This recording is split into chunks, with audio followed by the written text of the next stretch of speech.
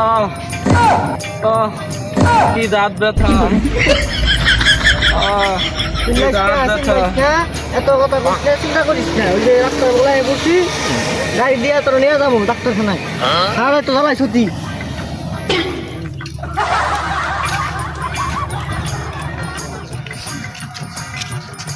কি হয়েছে খাতে হচ্ছে আর ভাই কইও না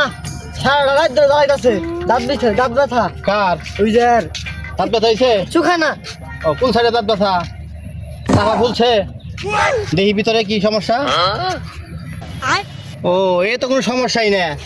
এটা তো 1 মিনিটের সমাধান করে ডাক্তারের কাছে যান নাকি কেমনে আর এবারে এই যে ধরো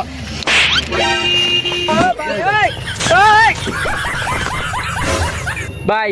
দাঁত তো ভালো হয়ে গেছে গা ডাক্তার করলো কি রে